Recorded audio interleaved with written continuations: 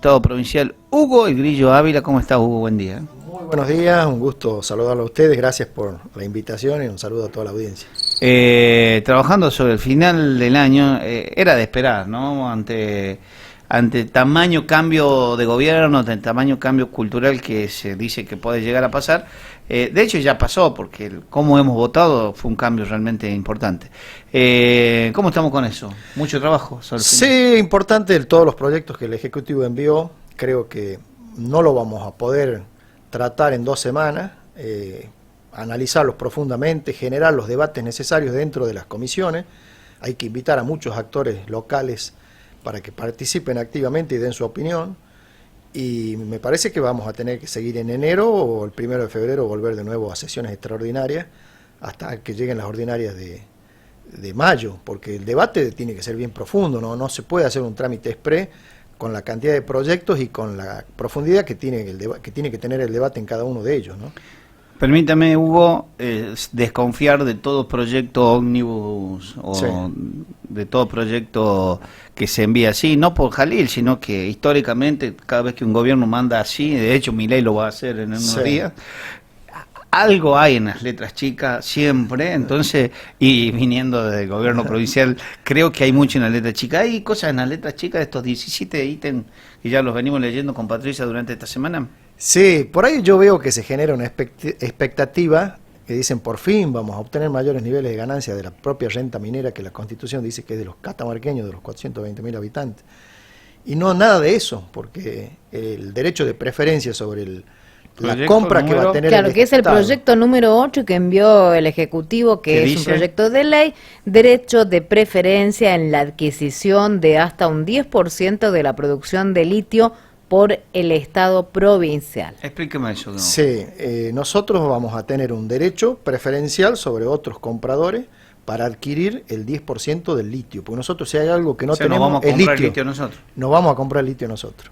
Cuando podríamos tranquilamente hacer una nueva ley donde establezcamos que a partir de una unión transitoria de empresa, Camien, la empresa minera de la provincia, sea la dueña del 51% del litio, por ser los dueños del yacimiento, y el capital privado se lleva el 49% haciendo la inversión, todo lo que están haciendo, pero el 49%, como es en Bolivia, o regalías móviles como en Chile, donde Chile se queda con el 30%, el 40%, depende del precio internacional del litio. O como lo está planificando México, que va a través de la empresa minera mexicana, va a explotar el 100% y todo el 100% del litio va a quedar en México, y ahí le van a dar valor agregado. Nosotros con el litio tenemos un grave problema. Nos llevan, con la minería en general, nos llevan la materia prima, se practica el extractivismo en nuestros territorios en la Argentina, tanto en San Juan, bueno, en todos los lugares donde hay minería, se llevan esa materia prima, no la industrializan en la Argentina, no la funden, por ejemplo la lumbrera, no estaban los hornos de fundición acá. La barra de oro, de cobre y de plata se hacía en los países del primer mundo. Ahí estaban los hornos de fundición, ahí se generaba mucho empleo de calidad, con más sueldos más elevados que los que se pagaban acá en el extractivismo. Después esas barras iban a las metalúrgicas. Ahí también ganaban muy bien los trabajadores y eran muchos, eran miles. Imagínense la cantidad de trabajo que hay con la barra de cobre.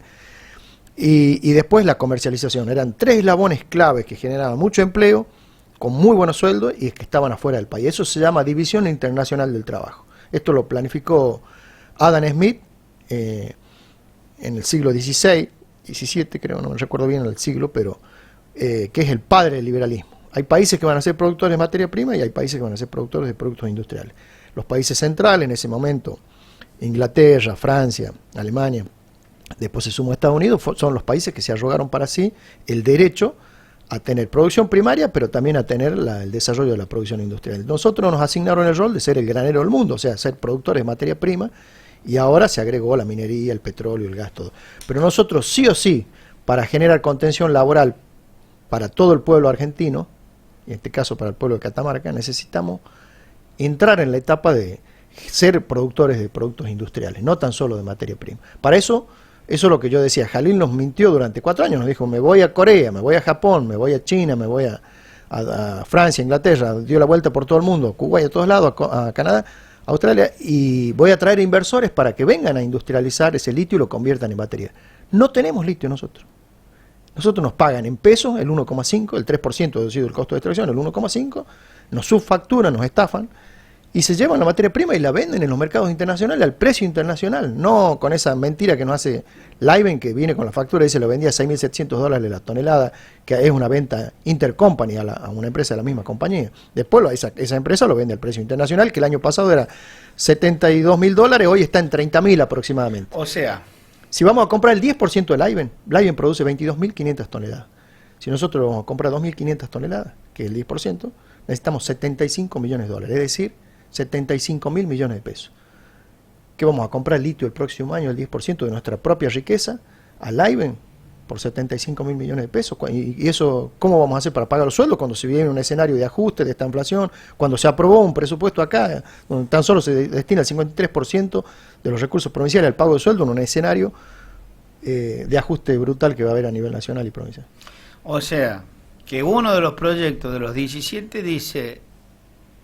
el gobierno va a comprar litio para hacer baterías. Claro. Ahí muestra la estafa de la política minera, porque si somos productores, potencia en producción y en reservas de litio, después lo tenemos que comprar. Es absurdo, ¿no? Es absurdo porque en realidad cuando se creó Camien, si uno va a ver los fundamentos de la creación de Camien en el 2012 o en el 2013... ¿Qué es Camien? Es la empresa minera provincial que es deficitaria. Tenemos una empresa minera. Tenemos una empresa minera. Que podría explotar. Que podría asociarse, o asociarse en las utilidades, en las ganancias, o en el marco de una unión transitoria de empresas con el capital privado. Si lo hacemos como lo hace Bolivia actualmente, Bolivia a través de yacimientos litíferos bolivianos se asocia con el capital privado y están invirtiendo en una planta para producir litio y carbonato de potasio, cloruro de potasio, perdón, que se utiliza para los fertilizantes, en el salar de Uyuni. Ellos van a llevarse el 51% porque son los dueños del yacimiento, y el capital extranjero que no es dueño del yacimiento viene y pone los recursos para la inversión, para desarrollar eso, y se queda con el 49%, que no es de ellos, pero con la inversión ya pasa a ser de ellos. Eso es lo que tenemos que hacer nosotros. ¿Por qué en el triángulo de litio Bolivia va a obtener el 51%, Chile va a obtener el 30%, el 40% y nosotros vamos a obtener el 1,5%? Obviamente que se ve de que esto vulnera el estatus de nación soberana que tiene la Argentina. Si entrega sus recursos naturales no renovables por esa miseria, pasa a ser una colonia extractivista que ha perdido el estatus de nación soberana. Y nosotros hemos perdido también, perdemos con esto, cedemos parte de la autonomía provincial. ¿Cuál de los 17 puntos cree que es importante y que es necesario para que exista que exista voluntad, digamos? La democratización del ingreso al Poder Judicial, pero que tiene que ser para todos los poderes. Se debe democratizar el ingreso a la administración pública. No debe ser a partir de una cuestión discrecional del que gobierna. Tiene que democratizarse tanto para el Poder Legislativo como para el Poder Judicial. Tiene que haber una carrera. ¿Por qué únicamente vamos a democratizar el ingreso al Poder Judicial? Y lo vamos a hacer a través de concursos. ¿Por qué no lo hace? Porque estoy viendo cómo ingresan en todos los gobiernos, los familiares, los amigos, los parientes, las novias de los que tienen la lapicera para firmar. Y bueno, eso lo tenemos que hacer en todos los poderes. Por eso digo, el debate no se puede circunscribir a 2 semanas. Tenemos que prolongar las extraordinarias. Trabajar en febrero, a partir de febrero. Claro. Sí. Creo que hay que trabajar febrero, marzo, abril y empezar y ya empalmar con las ordinarias. Porque son 17 proyectos. Supongamos que hagamos 5 proyectos por mes, abril. Porque hay que invitarlo a los actores. No es un tema sencillo, y aparte que se tiene que modificar, el gobierno tiene que estar dispuesto a modificar algunos de los proyectos, porque si dice, vamos a democratizar el ingreso a la carrera, vamos a establecer concursos para el Poder Judicial. Yo le digo desde ya, ¿por qué no lo hacemos también para el Poder Ejecutivo? Bueno, ayer justamente tomó estado parlamentario ese proyecto del cual usted habla, que es el régimen de democratización del ingreso al Poder Judicial mediante mecanismos de selección por concursos públicos, abiertos y transparentes para cubrir los cargos vacantes, que es uno de los 17 proyectos, pero ayer solo ingresaron 6 de los 17 y un proyecto de usted. Esto se va a tratar, por ejemplo, estos temas que ya han tomado estado parlamentario, ¿mañana se podrían tratar? Yo creo que lo que se puede tratar mañana es lo que ya tiene dictamen de comisiones. Seguramente el oficialismo va a querer tratar el tema del Parque Nacional Sierras de Ambato y bueno, hay algún otro que tenga dictamen. Yo estoy ahora abocado leyendo todo esto que tiene que ver con los proyectos nuevos y bueno, hay que estudiarlos bien y hay que tratarlos bien en comisión. Los que ya tengan o que vengan del Senado con media sanción o todo eso, se puede pensar en tratarlo mañana. Perdón que voy a hacer un pedido al aire. ¿Me podés, en ese video de recién, el minuto 28, puede ser? Quiero compartirlo con el diputado Ávila. Esta es una nota que hicimos ya hace unas semanas atrás, no sé si usted la pudo escuchar, a la gente del Tribunal de Cuentas. Sí. Hablamos mucho, una nota larguísima, tiene como una hora más, es larguísima, pero bueno, era imposible dejarlos ir porque no siempre hablan los del Tribunal de Cuentas. No es un tema menos. Ya habló la Corte de Justicia, que imagino que tendrá para hablar largo y tendido de eso, pero también habló la gente del Tribunal de Cuentas. Y yo quiero compartir lo que dice ahí, tiene un auricular acá, si lo sé, vamos a compartir minuto 28. La pregunta era... bueno, la falta de recursos, lo que ya sabemos del Tribunal de Cuentas, son 200 empleados para controlar nada más y nada menos que más de 1000 funcionarios, así que, o 1000 funcionarios que a su vez multiplican por miles de actos de gobierno, miles de expedientes que se firman. Cuando me diga ahí, minuto 28. Bueno, acá justo el doctor también está en esa área, en el área de modernización, fue creada ya hace 3 años. Antes de la pandemia, creo que fue, sí, 2019, diciembre de 2019, se avanzó mucho porque había mucho atraso en la digitalización. Se había hecho un convenio en el año 2017 por computadora de digitalización con el presidente anterior, el doctor Díaz Martínez, con el Ejecutivo, y se proporcionó varias escáneres, computadoras, pero bueno, no se avanzó mucho de la manera que se avanzó en la pandemia y con la creación de esta área de modernización. Ni tampoco tenemos personal pero hace técnico, falta informar. Por ejemplo, para controlar el principal recurso propio que tiene la provincia, que es la renta minera.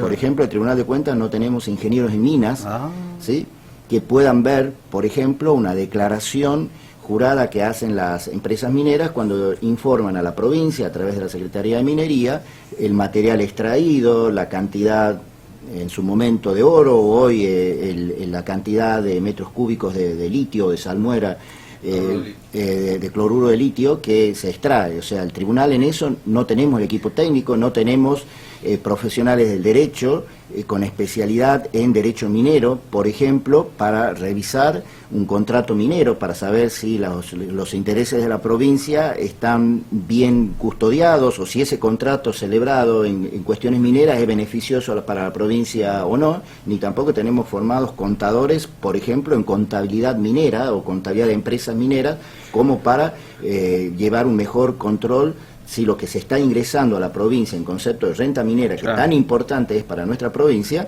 es así realmente. Bueno, ¿qué opina Ávila de eso? Que ningún gobierno le interesó controlar, y es llamativo, a ningún gobierno le interesó aplicar el artículo 124 de la Constitución Nacional del 94, que establece los dueños originarios de la riqueza minera son las provincias. Por eso siguió la explotación de Alumbrera, se hizo la explotación de Alumbrera en sociedad con la Universidad Nacional de Tucumán. Si nosotros hoy hemos interpuesto un recurso judicial ante la Suprema Corte, por ejemplo, una acción declarativa de certeza que diga es constitucional el 124, la Corte iba a decir que sí. Entonces, IMAD deja de participar en la Universidad Nacional de Tucumán, porque si los recursos mineros pasan a las provincias, la Constitución anterior, cuando se crea IMAD en el año 58, el recurso era de la Nación. La Nación tenía la potestad sobre todas las rentas petroleras, gasíferas y mineras.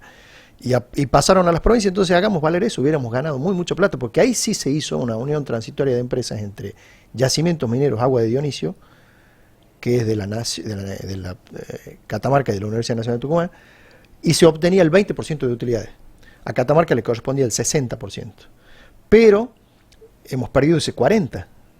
Hemos perdido todo lo que está, las oficinas que están en Buenos Aires con 100 empleados. Las que están en Tucumán, que también tienen oficinas, que tienen empleados. Entonces podría estar todo concentrado acá en Catamarca, y Catamarca de Alumbrera obtuvo más recursos de utilidades que de regalías. La regalía era el 3%, deducido el costo de extracción el 1,5%. Pero lo grueso era de las utilidades, que eran del 20%. ¿Por qué? ¿Y quién controla? ¿Quién está controlando todo? Nadie. ¿De dónde saca usted los números? Porque la ley de los números son los que da la empresa. La ley de inversiones mineras de la nación, a la que está adherida a la provincia, por eso establece claramente de que nosotros que las declaraciones de la empresa son declaraciones juradas. Las rendiciones de las empresas son declaraciones juradas. O sea, pero si esta gente debería estar controlando eso. Claro, pero vos fíjate una cosa. De decir, la gente, nosotros no sabemos ni una, no pasa nada. No, es que la ley de inversiones mineras nacionales saca los controles. Dice, no, las empresas te van a hacer una declaración jurada, te van a decir cuánto te llevan. Bueno, pero ellos podrían analizar las declaraciones juradas. Decir, sí. A ver, vamos. Acá se dio un caso que es emblemático. Se rompe el mineraloducto que iba de Alumbrera a Tucumán. Sí, gotea, sale arsénico, cianuro, hacen los análisis, las pruebas químicas, sacan muestra el Juzgado Federal de Tucumán y descubre de que había 56 minerales. Declararon oro, plata y cobre, después había tierras raras, molibdeno, un montón de minerales muy valiosos. Alcir Argumedo, diputado nacional por Tucumán, establece un cálculo de que eso significaban 8.000 millones de dólares de contrabando que hacía la empresa minera. Está denunciado penalmente por la contaminación por Santiago del Estero y por Tucumán, Alumbrera. Runey está ya pronto a elevar al juicio, que era el gerente en ese momento, por la contaminación. Pero la provincia ni la Universidad Nacional de Tucumán, que eran las damnificadas en el marco de esa unión transitoria de empresas, de ese contrabando fenomenal que le hacía, jamás lo denunciaron. Jamás lo denunciaron a Alumbrera. O sea que acá puede venir cualquiera. Es como que si vos entres al Banco Central de la Reserva Federal del Tesoro en Estados Unidos, te llevas 20 millones de dólares y hace una declaración jurada. Mire, muchachos, me llevo 500.000 dólares. ¿Qué opina de la reunión que va a tener Milei con Raúl? ¿Cómo se va a llevar Raúl con Milei? Bueno, yo espero que sean buenas las reuniones, que sean las relaciones, pero vos fíjate, Milei está ahí por producto de una crisis de representación de los partidos políticos tradicionales que han defraudado a las expectativas del pueblo argentino. Entonces surge un emergente, nuevo, Milei, la gente apuesta, le cree, todo lo demás. Yo espero que Milei no defraude las expectativas del pueblo y que no profundice esa crisis de representación que hay. Y la crisis de representación, ahora que está toda la discusión esta de los recursos que pierde la provincia con ganancia, ahí está bien planteada. Vos fijate, Senado Nacional es el cuerpo a donde están representados los intereses de las provincias, el cuerpo más federal. Nosotros tenemos 3 senadores nacionales.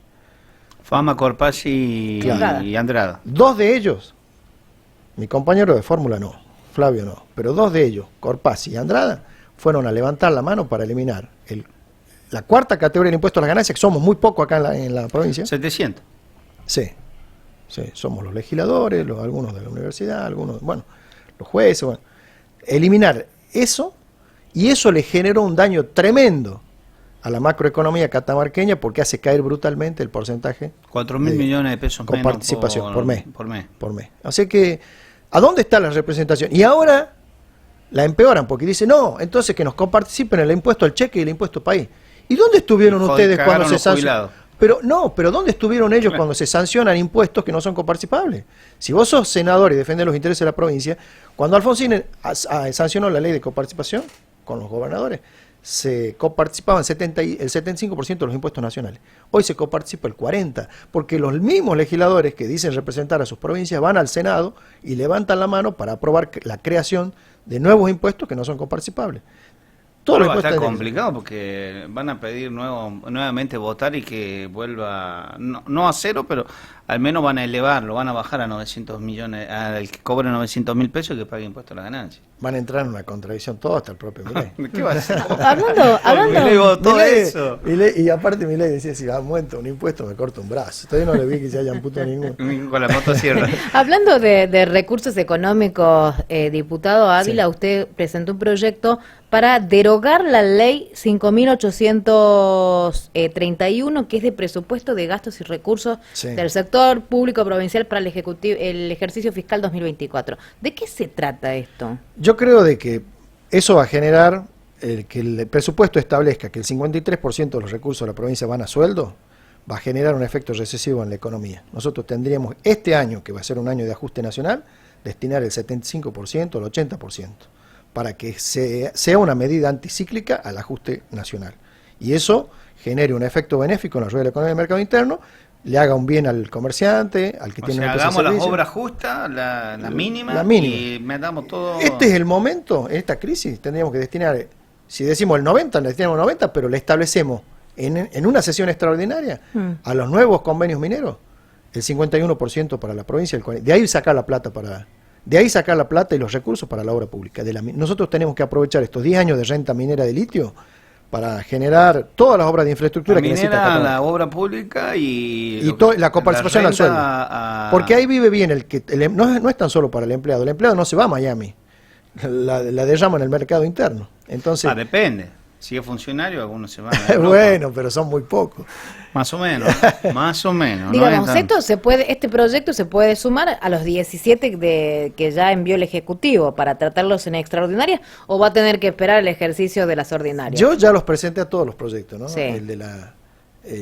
Donde Catamarca participa en uniones transitorias de empresa con Camiem para ser dueño del 51% del paquete accionario, y no tan solo quedarse con ese 51% de litio, de riqueza, sino también para regular el régimen laboral, que está precarizado en muchos casos porque permiten la intermediación de subcontratistas que pagan menos de la mitad de lo que establecen los convenios laborales que se aprueban por AOMA o por el gremio gastronómico o el gremio de la construcción. Entonces, eso es muy importante, y también para direccionar la salida y la entrada de los insumos, los bienes de capital. Están saliendo y entrando por la aduana de Salta, no están ni siquiera los despachantes de aduana catamarqueños, tienen trabajo. ¿Cómo está la oposición provincial? Y acá está con el opositor. ¿Va a seguir siendo el único? No, espero que no, espero que sean muchos los opositores. Por ahí tengo miedo que Jalil se mileice y que los libertarios catamarqueños se jalilicen, entonces ya me van a dejar solo el espacio opositor. Gracias, el diputado Hugo Ávila, como siempre, es un placer tenerlo. Bueno, diputado, muchas gracias. No, gracias. Felices vacaciones, las cortas vacaciones que van a tener por primera vez. Sí, lo invito al puesto si pasa por ahí por Tinogasta, el pueblo mío, a 15 kilómetros norte de la ciudad de Tinogasta. Lo invita ahí a comer. Muy bien. ¿Ya tiene Catena Zapata, ya está produciendo vino ahí o no? No, Catena Zapata nos quitó las tierras allá en Yacochulla, los catamarqueños, Jalil se las regaló, no sé a cambio de qué, pero con los ríos, le dio los ríos, le dio el agua, le dio todo lo que nos niegan a los catamarqueños, le dieron a la empresa más rica de la vitivinicultura argentina, que es Catena Zapata. Gracias. ¿Fue a Fiambalá? ¿Vio cómo dejó la municipalidad? En Indómita había 2 vinos nomás. Sí, no, terrible, no. Pero ya había destruido las termas, destruyó la terminal y desmanteló la hostería. ¿Qué más se puede esperar? Gracias. No, gracias. Pausa, ya venimos.